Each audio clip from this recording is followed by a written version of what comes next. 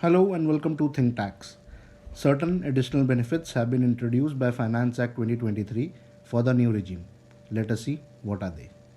Memorandum explaining provisions of Finance Bill 2023 has extended the benefit of standard deduction of Rs 50,000 to the new tax regime, that is Section 115 BAC, which was previously only available under the old tax regime.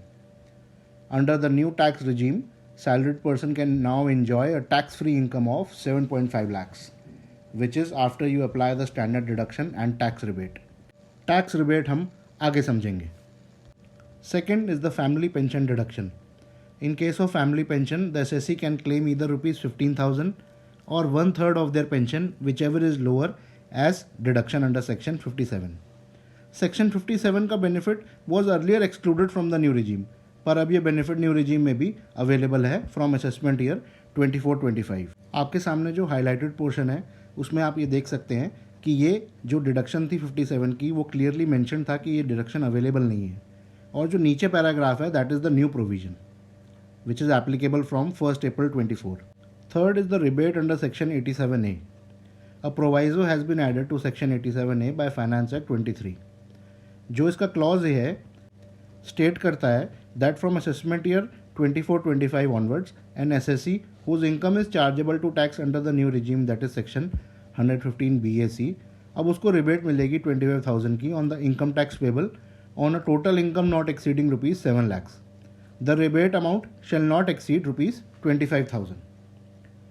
इस proviso में clause B जो है वो बात करता है marginal rebate की, just like marginal relief, और रिस्ट्रिक्ट करता है टैक्स अमाउंट को up to the income which is over and above rupees 7 lakhs. Let us see some example to understand this better. अगर आप केस 1 देखें तो इनकम है 7 lakhs, टैक्स लाइबिलिटी आएगी 25,000 और रिबेट मिल जाएगी अंडर सेक्शन 87A और नेट टैक्स लाइबिलिटी बनेगी 0. अगर इनकम 7,10,000 हो which is second case, tax liability बनेगी 26,000 और हमको रिबेट मिल जाएगी 16,000 की. जो इनकम ओवर है 7 लाख के ऊपर विच इज़ 10,000, वो उसकी रिबेट हमको नहीं मिलेगी, that will be the tax liability. अब अगर हम केस 3 देखें तो उसमें इनकम है 7.25 लैक्स, टैक्स लाइबिलिटी बनेगी 27.5 और रिबेट हमको मिल जाएगी 2.5,000 और नेट टैक्स लाइबिलिटी बनेगी 25,000 रुपये. आप इसमें नोट कर सकते हैं कि जो टैक्स लाइबिलिटी है उसको रिस्ट्रिक्ट कर रहे हैं जो इनकम आपकी 7 लाख रुपये से ऊपर है. इस केस में 25,000 इनकम है which is over and above 7 lakhs, तो हमने टैक्स अमाउंट को वहीं रिस्ट्रिक्ट कर दिया. अब केस नंबर 4 देखें तो इनकम है 7.29 लैक्स. इस केस में टैक्स लाइबिलिटी बनती है 27,900. इनकम कितनी ऊपर है दैट इज़ 29,000. इस केस में टैक्स लाइबिलिटी बनेगी 27,900. अगर हम 4th पॉइंट देखें जो इंट्रोड्यूस हुआ है एडिशनल बेनिफिट का, इट इज़ न्यू रिजीम में interest paid on housing loan is allowed as deduction under section 24 only when such house in respect of which loan has been taken has been rented out. तो property को आपको let out करना पड़ेगा for availing the deduction under section 24.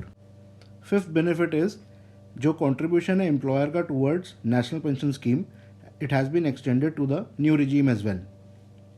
इसके अलावा 4 benefits मैंने और list out करे हैं for your reference, which are basically towards the allowances that an employee receives from his employer. Apart from this there are 2 additional issues which I wanted to discuss. First, how many times can you opt in and opt out of section 115 BAC. इसमें हम mister A का case देखें तो mister A is not having income from any business और profession. He can opt out and opt in any number of times. अगर हम mister B का case देखें तो mister B is having income from business और profession, then in this case mister B can opt out of the new regime, then he will be taxed under the old regime. पर अगर mister B वापस next year new regime में जाता है तो ही cannot opt out of the new regime for lifetime. पर अगर मिस्टर बी की किसी ईयर में इनकम फ्रॉम बिजनेस और प्रोफेशन नहीं है, then he is at liberty to opt out of section 115 BAC. At last I would like to cover circular number 28/2016 which was issued by CBDT, जो ये कहता है कि if someone attains the age of 60 or 80 on April 1st of any year, then for tax purposes it will be assumed that the such person has attained seniority on 31st of March. In case you have any questions with regards to the new regime, then please mention in the comment box. Thank you.